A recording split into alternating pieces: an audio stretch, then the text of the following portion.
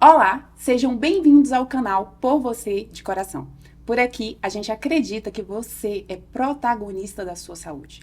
A imensa maioria das doenças são evitáveis. E mesmo quando já instaladas, as suas escolhas serão determinantes para viver com qualidade e ter longevidade.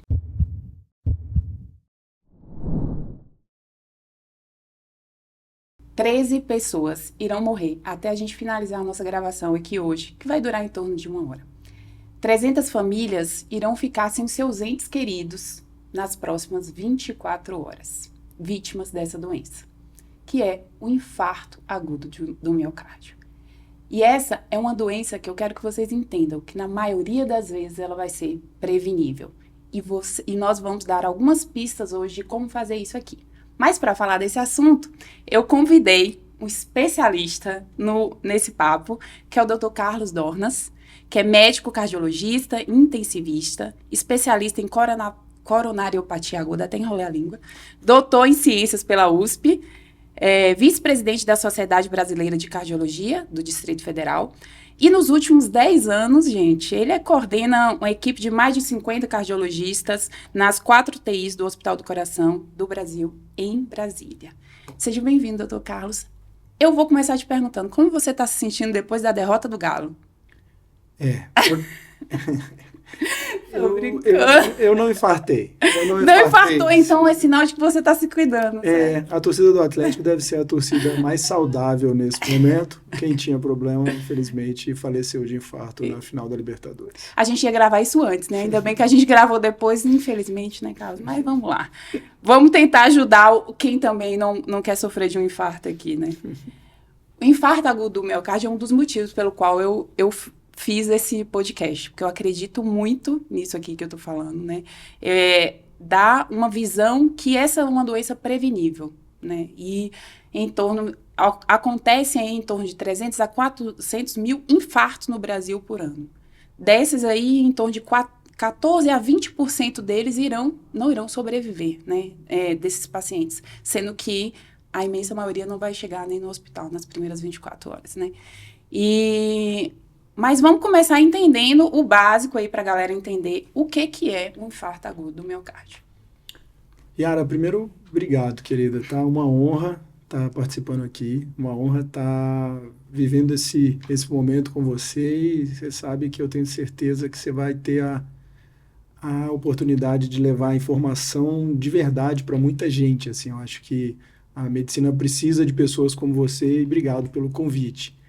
Então, o infarto agudo do miocárdio é quando o coração sofre uma lesão, tá?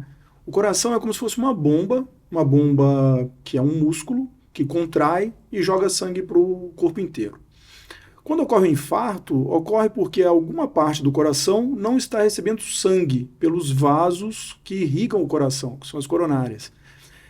No momento que o coração não recebe sangue, ele não recebe oxigênio, ele não recebe nutrientes. Aquela região que não recebe sangue começa a sofrer.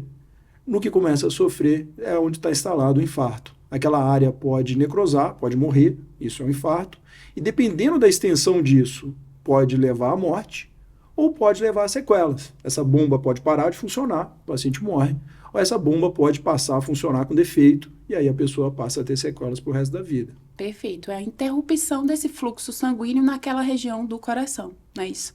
E quais são as causas desse infarto, né, na maioria das vezes?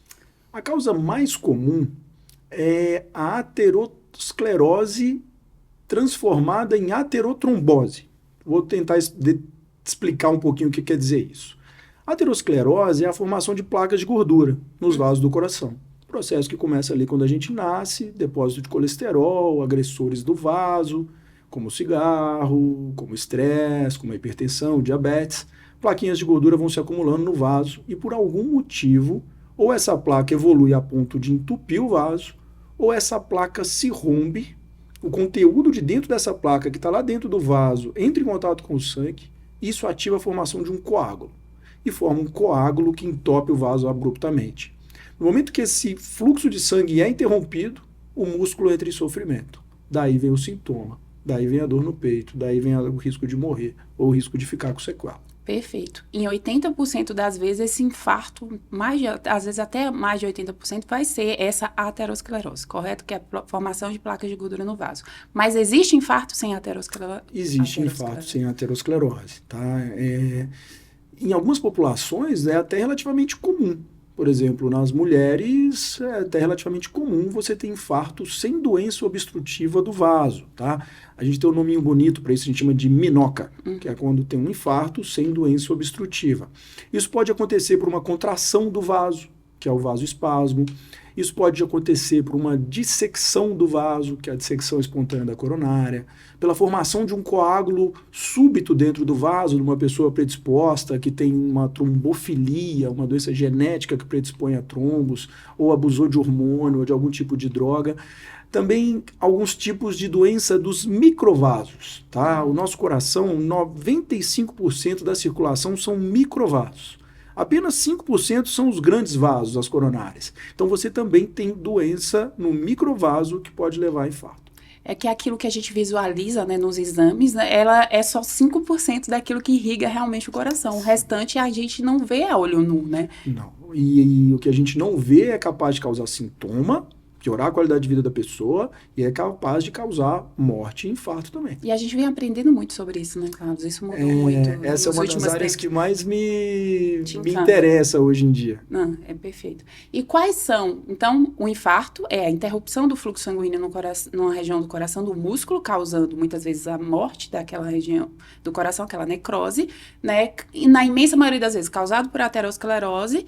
Mas quais são os principais fatores de risco que irão culminar com essa aterosclerose? Gente, eu estou embolando a língua aqui falando aterosclerose. Imagina os pacientes, né? Foi falado do Atlético? Foi falado do Atlético, deu nisso. Mas, enfim, quais são os principais fatores de risco para a formação disso? Legal, acho que essa é a principal mensagem que a gente, como cardiologista, tenta tratar no consultório, né? Eu brinco que no consultório, quando a pessoa chega lá, a gente está tentando prevenir, basicamente, infarto e AVC. E como? Pensando no infarto como depósito de gordura no vaso. Então, vamos pensar que todo mundo tem colesterol circulando no vaso. O colesterol, por si só, é uma coisa boa, né? Faz parte de hormônio, faz parte de membrana celular, mas ele pode depositar no vaso e causar doença. Para ele depositar no vaso, alguma coisa agride aquele vaso. Então, vamos parar para pensar. Se a pessoa fuma, tem várias toxinas no cigarro que agridem o vaso e, com isso, o colesterol se deposita no vaso. Se a pessoa tem pressão alta, a pressão alta dentro do vaso lesiona o vaso, facilita a entrada de colesterol no vaso. Se a pessoa tem diabetes, o açúcar alto circulando dentro do vaso agride o vaso e facilita a entrada de colesterol no vaso. Se a pessoa tem colesterol muito alto, o próprio colesterol muito alto, ele é inflamatório e pode se depositar no vaso. Tem pessoas que têm predisposição genética. Então, pessoas que a família tem história de infarto, por vezes sem fatores de risco, têm vasos mais predispostos a depósito de colesterol.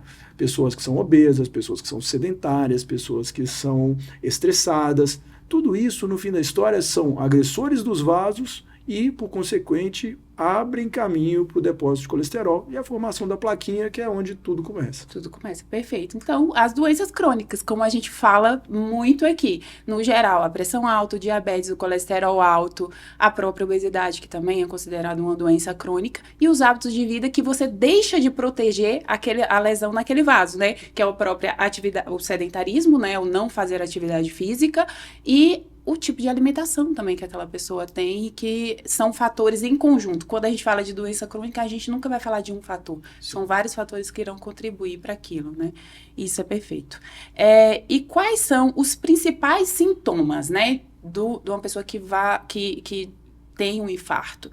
E complementando, se existe diferença entre jovens, idosos, mulheres, é igual para todo mundo? Como que funciona isso? Legal. O principal sintoma, e é importante levar esse tipo de informação, porque rotineiramente a gente vê pessoas que demoram a ir ao hospital tendo um sintoma clássico de infarto, é a dor no peito, tá? Mas aí não entenda a dor como uma dor lancinante, pense mais num desconforto no peito, uma sensação de peso no peito.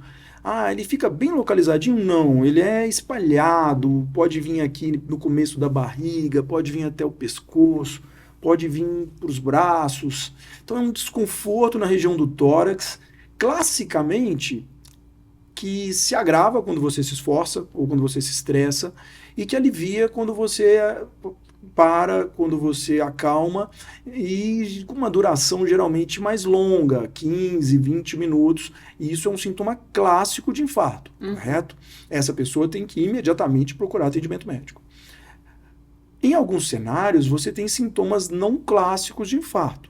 Por mais que, por exemplo, em uma mulher, o sintoma típico seja o mais comum, você tem, por exemplo, nas mulheres, nos idosos, nos diabéticos, a presença de sintomas menos comuns.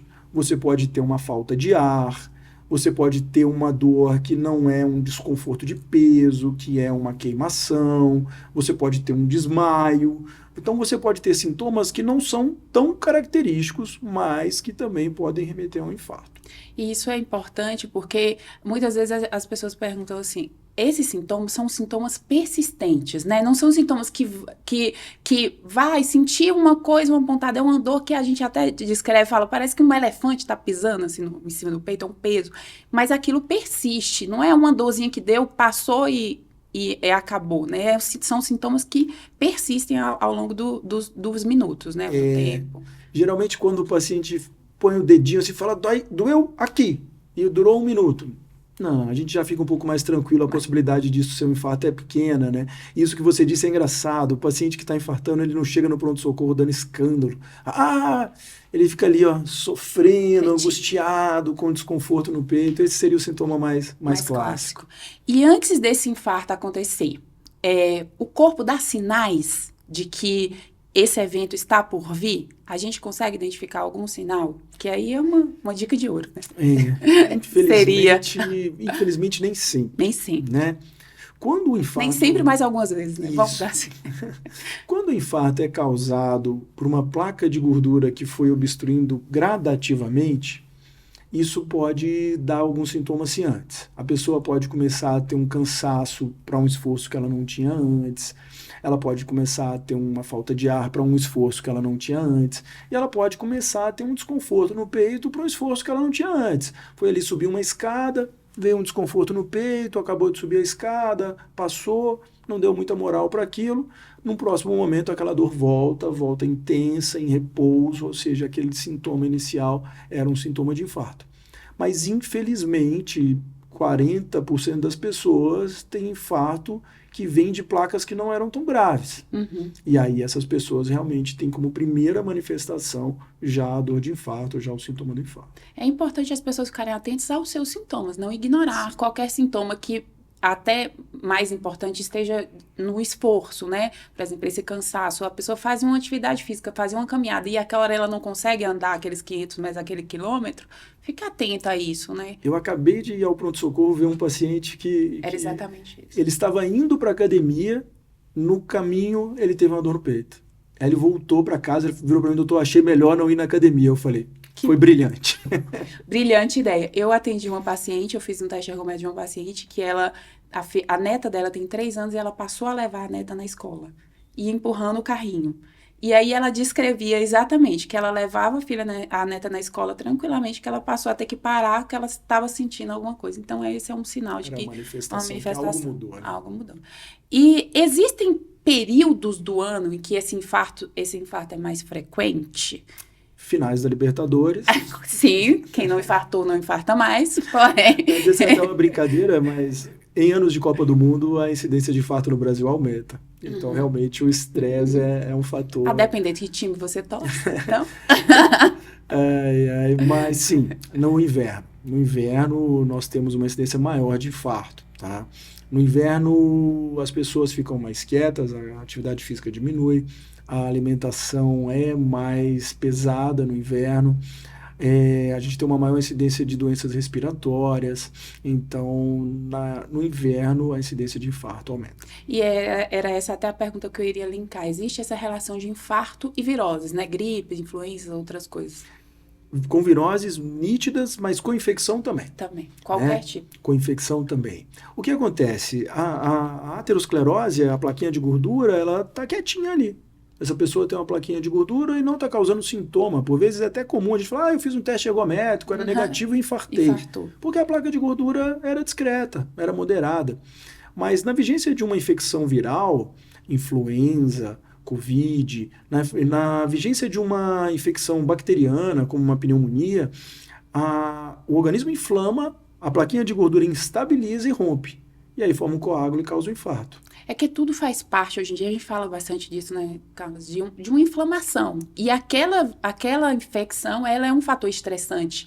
Algumas vezes até também uma discussão, discutir aquela pessoa, tive um pico de cortisol, de adrenalina ali, e foi um fator estressante para aquela pessoa. Não, o estresse é um fator extremamente relacionado. Isso. Da parte inflamatória, para você ter ideia, já tem alguns trabalhos onde o indivíduo que infartou toma vacina para influenza na alta hospitalar.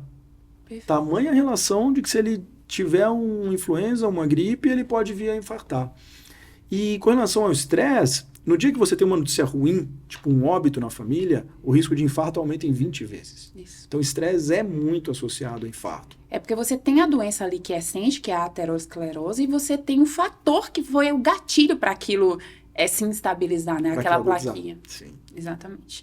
E aí, ok, o paciente ele já está ciente de que ele tem que se atentar aos sintomas, mas caso aconteça, ele está com como ele deve agir na suspeita de um sintoma. Muitas vezes o paciente me pergunta, o que eu faço? Eu chamo a emergência, chamo o SAMU, coloco o paciente no carro e vou direto, como que a pessoa deve agir? Essa é uma dúvida comum e eu vou te falar que às vezes até a gente fica na dúvida. Tá? Porque em realidades um pouco diferentes da do Brasil, onde você tem um sistema de atendimento por telefone que é muito bom, ou uma ambulância que chega muito rápido, eu não tenho dúvida que o contato telefônico e chamar a ambulância é o melhor cenário. Mas recentemente um colega cardiologista estava atendendo numa clínica onde ele estava atendendo e ele infartou. Ele estava mais ou menos uns 5 minutos de carro do hospital. E ele sabe que ele infartou porque ele fez um eletro dele. E ao chamar a ambulância, demorou mais de 1 hora para ele chegar ao hospital e infelizmente esse colega ficou com uma pequena sequela no coração até hoje. Então meu pensamento se a pessoa está com desconforto, tem alguém acompanhando e ela está relativamente estável, não está pálida, suando frio, com sensação de desmaio, e tem um local de atendimento perto, talvez pôr no carro e correr para o lugar mais próximo seja uma situação ok. Se aquela pessoa já tem sinais de que não está muito bem, está pálida, a pele está pegajosa, suando frio, aí é melhor que esse transporte seja feito por uma ambulância, SAMU, bombeiros ou até uma UTI particular. E a gente está falando aqui do Brasil, né? Eu sei que eu tenho a minha comunidade lá na minha cidade, né? No interior da Bahia, o Rincão. A gente está falando de um país continental. E existem cidades no interiorzão, né, muito interior. E eu falo lá que na minha cidade ninguém morre de infarto, porque ninguém diagnostica, né, na verdade. Então, é impressionante. Então, uma cidade como aquela, que você não tem zero assistência, você tem que pegar aquela pessoa e colocar no carro e ir para o lugar mais próximo. Porque não vai correr o risco. Esse recado é importante, né? A gente tem uma frase que é tempo é músculo, né? Quando o vaso entope e entra em sofrimento, se demora para abrir aquele vaso e nutrir aquela região, aquele território vai morrer. Sim. E mesmo que você abra aquele vaso, aquele músculo não vai voltar a funcionar. Então, por isso que quando chega num hospital, a gente quer fazer um eletro em até 10 minutos, quer fazer um cateterismo em até 90 minutos. Por quê? Porque tempo é músculo. Tempo vai salvar uma vida se esse atendimento for feito rápido. E é recomendado que o paciente use alguma medicação em casa? Isso é um pouco discutível, né? Mas uma aspirina, né? Um AS, antes de ir para o hospital, não vejo grande problema. Pode, inclusive, diminuir a chance de formação de trombo. Um paciente que já sabe que tem doença coronária, um vasodilatador, um Exordi, um Cistrate sublingual pode aliviar a dor, mas isso só para um paciente que já tem uma orientação médica para fazer isso, porque esses remédios podem interagir com outras medicações e também não devem ser usados em algum tipo de infarto. Mas a aspirina acho que seria algo ok, mas o mais importante é ir para o hospital. Imediatamente, exatamente. E aí, ok, o paciente chegou no hospital, quais são os exames essenciais ali? Eu preciso de algum exame para o diagnóstico ali do infarto? O primeiro exame que a gente quer é um eletrocardiograma. Porque o eletrocardiograma, então, é uma história clínica rápida para entender aquela dor no peito, um exame físico sucinto para ver se aquele doente não está em risco de morrer e um eletrocardiograma. Porque o eletrocardiograma vai diferenciar para a gente as duas situações principais. Uma situação onde o vaso está totalmente fechado e aquele paciente tem que ou tomar uma medicação na veia imediatamente ou ir para um cateterismo imediatamente, ou o vaso não está totalmente fechado, mas está em risco de fechar, e aí nessa situação o tratamento pode ser um pouco mais conservador, com medicações e possivelmente um cateterismo um pouco mais tardio. E é importante que, aqui eu até queria fazer uma pausa, porque acho que muitos colegas profissionais médicos também desconhecem isso.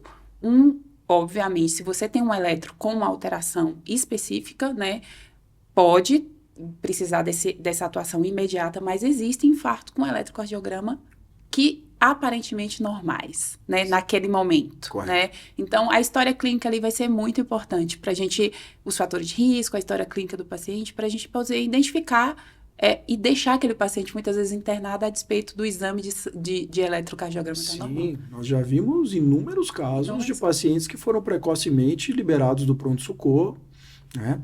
Paciente às vezes mais jovem, um eletro que inicialmente não era alterado, o paciente foi liberado e volta com infarto evoluído, sequelas para o resto da vida. Com certeza. Então, a história clínica, como sempre na medicina, ela é fundamental para a gente diferenciar essa dor que o Carlos citou no início, que é uma dor típica, né? Aperto, em queimação, que irradia às vezes para o braço, para a mandíbula. Isso nos dá muito indício num paciente que tem fator de risco, então... Sim. E se o eletro não está alterado, Yara, talvez um outro exame que seja muito relevante é o exame que dosa a lesão do coração, Exato. Que é a troponina. Porque o eletro pode estar normal, ou seja, o vaso não foi totalmente ocluído, mas o coração já foi lesionado. Isso é um infarto que não alterou o eletro. E mesmo que esse exame de troponina venha normal, o paciente deve permanecer internado se a suspeita foi infarto. Porque, na verdade, é uma sorte. Esse paciente chegou no hospital antes de infartar, mas se ele não for adequadamente tratado, no próximo momento ele vai infartar. Exatamente. Isso é muito importante que as pessoas entendam, os pacientes entendam, até os colegas médicos também entendam, né? Para que não libere pacientes precocemente. Ok, então o paciente chegou nesse pronto-socorro com infarto, foi diagnosticado. Como que é feito esse tratamento? Aí vai depender um pouquinho de onde você chegou. Se você chega num serviço que não tem hemodinâmica, cateterismo disponível, e você tem um eletro alterado, a gente vai utilizar uma medicação que chama trombolítico. Essa medicação visa quebrar o coágulo que está entupindo o vaso. Essa medicação pode quebrar o coágulo e aí você ganha tempo para transferir esse paciente para um hospital onde ele ainda vai precisar fazer um cateterismo. Mas se esse paciente chega já num centro maior, esse paciente vai para um cateterismo imediato. Ou seja, a gente vai levar um catéter até lá no coração, vai identificar o vaso que está fechado, vai abrir o vaso com o implante de uma molinha que chama stent. Então a gente vai abrir o vaso e restabelecer o fluxo de sangue para o músculo.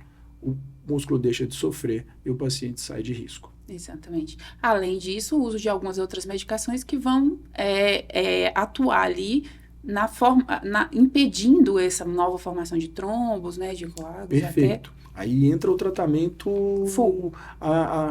adjuvante, seria, né? 2 remédios que vão inibir a formação de coágulo, remédio para colesterol em alta dose, remédio para controle de frequência e controle de pressão. Lembra que se o coração está batendo muito rápido, ele precisa de mais nutrientes. Se o coração está batendo com a pressão muito alta, ele precisa de mais oxigênio. E nesse cenário de vaso entupido, isso é deletério. Então, medicações que vão controlar a pressão, que vão controlar os batimentos, diminuir a chance de uma arritmia. Porque esse paciente ele vai ser um sobrevivente de um infarto, e aí a gente vai querer evitar que ele tenha complicações de um infarto e ainda que ele tenha um novo infarto. Então, são várias etapas ali de tratamento. Né? Sim. E essa questão do novo infarto é interessante. Quando você pega um paciente de consultório que tem uma placa de gordura e você classifica ele lá como um paciente de muito alto risco cardiovascular, ele tem 20% de chance de evento em 10 anos, em média 2% por ano. Quando o paciente acabou de infartar, no primeiro ano, a chance de ter infarto, morte ou AVC chega a 15% no primeiro ano. Sai de 2 e vai para 15%. Ou seja, aquela inflamação, aquela coagulação ativa de um paciente que acabou de infartar, coloca ele em risco por um bom tempo. Então, esse paciente, mais do que nunca, tanto no hospital, quando volta para o consultório, é um paciente que vai ter que se cuidar muito mais do que se cuidava antes. Porque as pessoas pensam assim, já aconteceu comigo, agora já era, né? Muito pelo contrário. O risco de acontecer de novo é maior. Muito maior. E aí, ok. E quais são as possíveis complicações de um infarto? A primeira é morrer. Como você acabou de falar, a principal causa de morte no Brasil e no mundo. Doenças cardiovasculares é o principal infarto. A segunda é ficar com sequelas. O que seria isso? O músculo que perde força. No momento que o músculo perde força, essa pessoa começa a ter cansaço para atividades que ela não tinha antes, ela começa a ter inchaço que ela não tinha antes, e ela tem um risco maior de morrer de arritmias do que antes, por causa das áreas de cicatriz do coração. A gente chama de insuficiência cardíaca. Então, o infarto ele é fatal ou altamente debilitante. Causa muita morbidade, né, a longo prazo. Internações, tratamentos a longo prazo e tudo mais. Ok, eu acho que é isso. Como final, assim, como prevenir um infarto? Que é esse o nosso objetivo aqui no final das contas, né? Assim, por esse motivo que a gente está aqui falando de pôr você de coração, é justamente por esse motivo.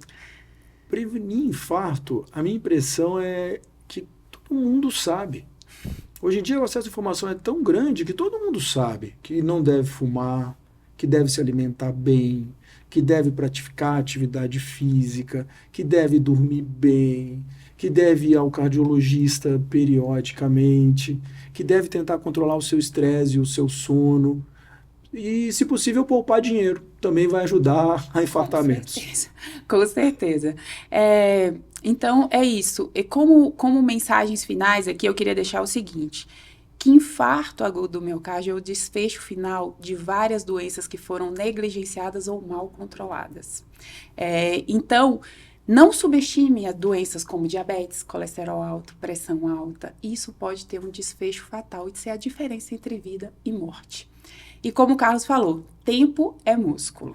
Não ignore sinais como dor no peito, falta de ar, cansaço, fadiga que ocorrem durante o esforço. Isso pode fazer a diferença entre você ter salvar a vida, né, esse infarto ser bem tratado ou ficar com sequelas ou até mesmo a morte. Então é isso, Carlos, eu queria te agradecer pela disponibilidade, você é brilhante, como sempre. Queria que você deixasse suas redes sociais aí para a galera também te seguir. Quero que você fale mais nas redes sociais. Quero que você fale mais nas redes sociais. Estou tentando perder um pouquinho da timidez, mas @carlos.dornas, né? Você me encontra lá no Instagram. De vez em quando eu coloco alguma coisinha que eu faço lá, mas a maioria das vezes sou eu jogando futebol, agora fazendo jiu-jitsu, algumas coisinhas assim. Tá bom. E o meu Instagram é doutora Yara Aguiar. Me segue lá para mais informações. E não esqueça de compartilhar esse vídeo, eu tenho certeza que pode salvar vidas. E esse foi mais um Por Você, de Coração.